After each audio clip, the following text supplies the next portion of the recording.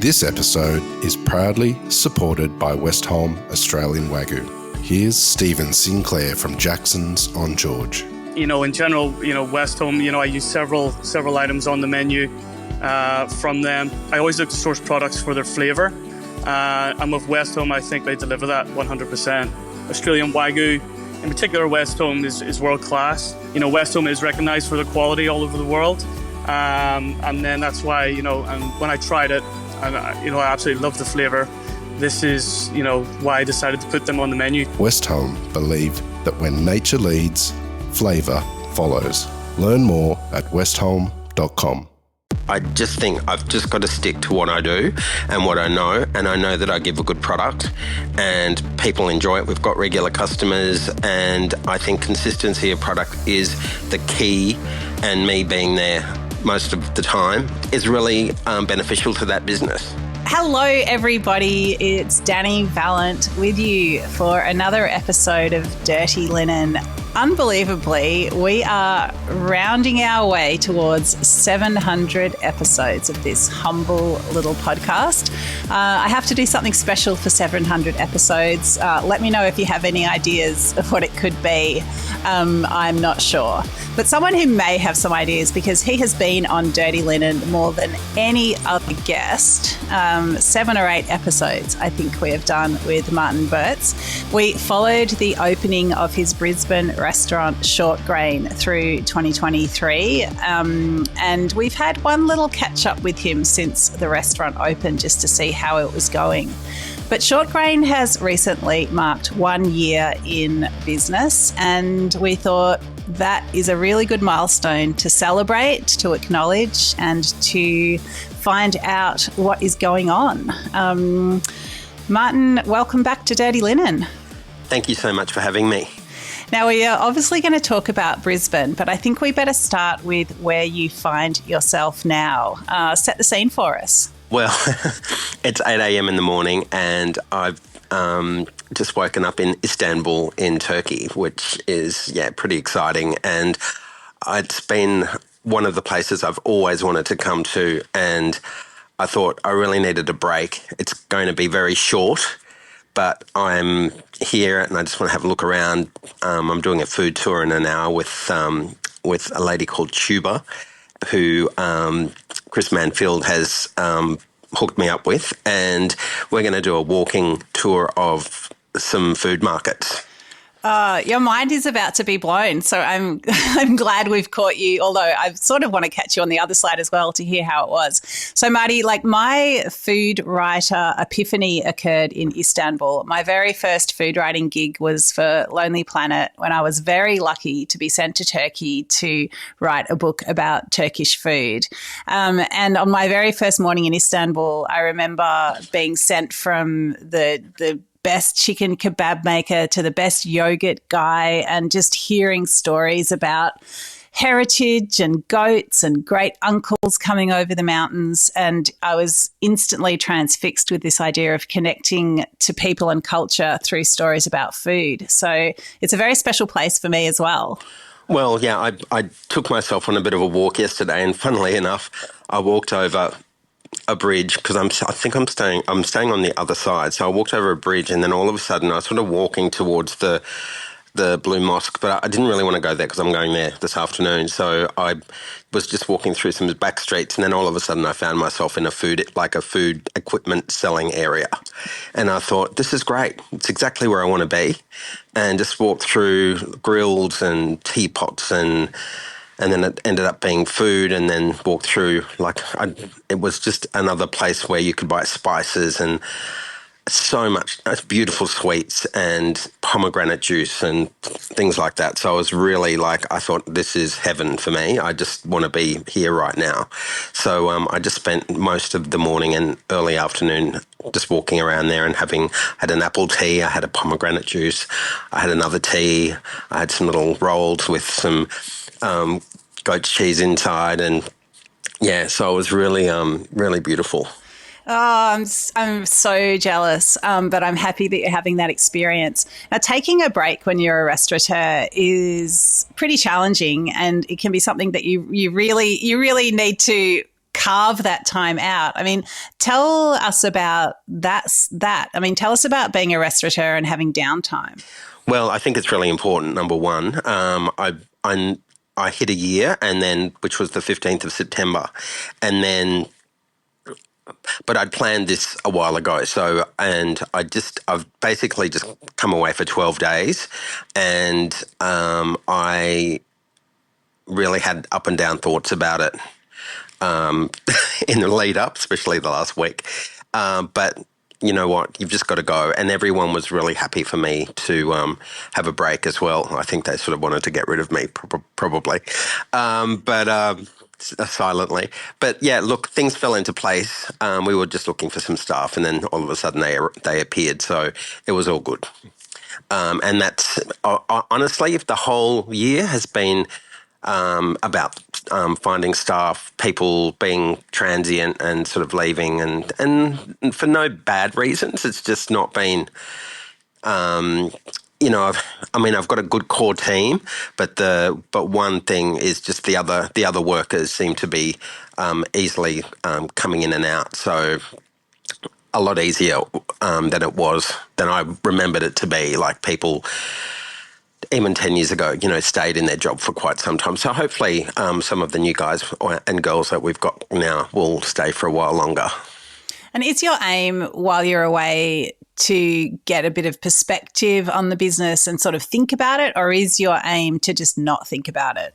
I think when you're the sort of sole owner, I think you're always thinking about it, and I am definitely having some days that I'm not thinking, but then there's other days that, yes, I will, especially towards the end when I'm sort of sucking myself up to go back to Australia. But whether I'm away in, like at Christmas time when we shut down for a few weeks, it's sort of that, when you're starting to think about going back to work, when it's coming up closely, then I suppose, you do start sort of putting that to the forefront of your mind. And also there's a few things that I want to think about to sort of give myself some things to work towards over the next 6 months. And that's, just little goals that I want to set for myself, I think, is really important. Can you tell us more about those?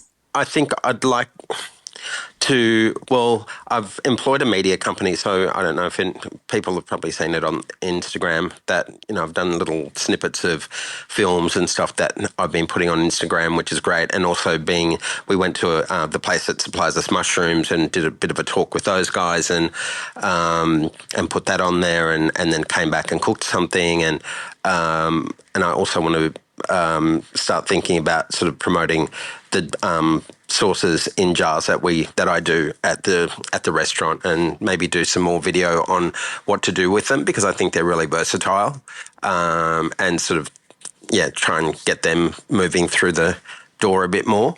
Not that they don't, but a bit more than they do. And Brisbane likes an event, so thinking about putting some more events on, and whether I'm just not sure what they are yet. So, I mean, the chef collaboration we did with Chris Manfield in July, that was really good, and it was sold out within 24 hours. So maybe doing some stuff with other chefs from the southern states, if those guys, I used to do it at the farm, so it's not something that I haven't done before, and I've always really enjoyed it. I suppose I just have to sort of stick to the Asian theme, or maybe do something that is totally 100% different, which could be interesting as well, but who knows? I'm not sure yet. That's so interesting. How's business been going generally? Business is good, but it's not the winter months were a little bit slow, and then the school holiday sort of stuff always. I think at the beginning it goes really quiet, and then it gets busy again in the middle, and then it goes quiet again when everyone's going back. And I think the big opening of the casino, that all those restaurants that are opening in the casino, I think a lot of people are heading and having a look at those. And plus, there's a lot of restaurants opening in Brisbane, as you probably are aware, and that's people. I think it's fantastic. More the merrier, I say. But we've also we're not Sydney and we're not Melbourne. The population isn't there to sustain so many restaurants. So anyway, I'm not complaining, but yeah, sometimes it's not as good as I thought it would be through sort of June and July or like beginning of August. But we're starting to get traction now coming towards the end of the year, and the weather's obviously warming up and people are out more, and so yeah, it's good but not great. Okay. And I mean, when you see people trying out other restaurants, I mean, that's understandable. Of course, they're going to do that. I mean, does it make you reflect on what you're doing at Shortgrain, or do you sort of double down because you still feel like you're doing something that's, different and true to yourself? Like, how does it make you reflect on your own business? I think you always have, I always have little niggling thoughts in my head, and I just think I've just got to stick to what I do and what I know, and I know that I give a good product and people enjoy it. We've got regular customers, and I think consistency of product is the key, and me being there most of the time, all of the time except for at the moment, is really beneficial to that business.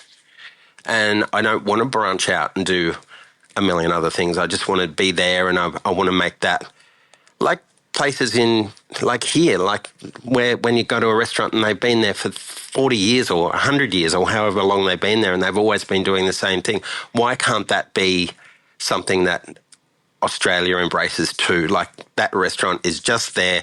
You always go there for that particular thing. You know you're going to get good service, and it's just, it just becomes an institution, I suppose. And there are places like that in Australia. There's just not a lot. But it is such I don't know, it feels like such an honourable thing to do to try to be one of those places. Well, it's what I do. I chose to come back into this, come back to restaurants because what do you do when you're 55? I'm not going to go and become something else. And I like it. I enjoy it. I love restaurants. I like sitting in. I like the sound of them. Even here, like sitting in a restaurant 2 nights ago, and I met this guy who owned it, and he was doing the floor, and he also cooked sometimes, and I was just like, oh wow, it's just sort of, you're doing what I'm doing, but in the middle of Istanbul, and he was really proud of what he did, and it was nice. And he had nice customers, and the only reason that I got drawn in there is it just felt right, and it sounded good when I walked past it. Oh, I love that. I'm also drawn to the sound of restaurants. I think it's such a big part of the experience. It's interesting, you're talking about staff turnover. I wonder if some of the other dining cultures, like, I don't know, perhaps you'd see it in Istanbul. Perhaps, do you think employees perhaps stay longer in their jobs in other places? Is that part of the challenge of running a restaurant in Australia when staff are so mobile? Well, putting people in Shortgrain isn't a big restaurant, so you can't put too many people in a management position. But putting them on a full-time salary sometimes is appealing to them because they've got some security. So I think we've got a few, quite a few people now that are on full-time salaries, kitchen and floor. But then we've also got a lot of people that we need to have casuals because of the inconsistency of busyness, even though the rest of the week is always busy. But sometimes early week, I can just do it with another two, a barman and a manager and myself and maybe one other on the floor. And if you understand each other really well, which we do, the core team that I have, God, we can do a lot of things, and because you just look at each other and you just know what each other are doing, and that's the beauty of it too. And people might they'll see that you're busy, or they'll see that you're doing you're really treading the boards hard, and I think that that thing gives to the ambience of the restaurant too, like busy, but organised busy. Yeah, I love that as a customer when you can see the choreography of a room, and it is, someone leaps and someone catches them. That is such a beautiful part of the energy of a restaurant. And I can, totally imagine, like, the more time you have working together, the more you're able to anticipate one another's moves and what needs to be done. And I mean, that hankering for a full-time role, is that something that surprised you as you've been running the business over the past year? Yes and no. But look, I think you've just got to find the right people.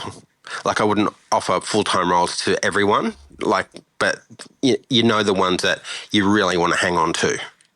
And that's something that, we just need to find some more of. And then, it'd be great to go through a year without many people coming and going. And it's good for the customers as well, because they see the same faces and people start to know each other, and it just sort of takes the load off me, I suppose, because then, other people have got their person that looks after them when they come in. But yeah, it's just building, I suppose. It's only a year old. It takes a few years to sort of settle in, I suppose. Yeah, definitely. Well, I suppose the more staff that are there for a while, the more times you can go to Istanbul and other similar places. Did you choose Istanbul because it's not Thailand? Like, if you were in, let's say, Thailand, I imagine you'd be looking harder at the ingredients and the dishes and, the fragrances and the way things are put together. Is Istanbul much more of a holiday because it's such a different cuisine? Yeah, I just needed a total scene change, and I wanted to. I've always wanted to come here. It's absolutely mind blowing, and it's a beautiful place. So I needed a holiday. That would be more of a working holiday. Can you imagine that there will be things that you'll pick up along the way? Like, I'm sure your restaurateur senses are always attuned. Oh, absolutely, 100%. Yeah. Yeah, I like to look at, sort of rustic things, and then I like to look at high-end things as well. I went to Soho House for lunch yesterday, which is just sort of across the road from where I'm staying, and that was really cool. And, the building that they've chosen, I think it's an old embassy or something, they've just done such a beautiful job renovating it. And really true with, the beautiful rugs and wooden floorboards and high ceilings and old olive trees in the courtyard. And it's just, those sort of things I love to look at. Yeah, and I think, that sort of club culture is something that we don't have much of in Australia. I wonder what aspects of it could be brought back into a standalone restaurant. That is an interesting puzzle. Yeah. But, very great to see it in another city. I've seen them in a few cities now. So, but, they've got a formula and they stick to it, and it's very beautiful. Marty, are there any Turkish dishes or flavours or experiences that you want to have? Well, I suppose this food tour I think is going to sort of put all the things that I've got in my mind. It's going to sort of correct them all. So I'm really looking forward to doing this food tour this morning at 9 o'clock. So anything and everything, I think. All right. Well, I feel like bring it on. We better let you finish your coffee and get yourself sorted and out onto those Istanbul streets. Thank you so much for bringing us up to date with what's happening at Shortgrain. And I'm excited for your time away, and also for you to come back refreshed and full of ideas. Oh, thank you so much. Yeah, you definitely need it. Always great to catch up. Okay, well, thank you, and congratulations on 700 episodes. We're nearly there, yeah. Nearly there. Thanks for being part of it. Okay, bye. See you, Marty. This is Dirty Linen, and I'm Dani Valent. We air the issues that the hospitality industry finds hard to talk about, hearing from different people with unique perspectives. We want to hear from you as well. If you have something that needs to be said about a topic, get in touch so we can include your perspective. Contact us at dirtylinen@deepintheweeds.com.au or hit us up on Insta at Dirty Linen Podcast. We can't wait to hear from you. This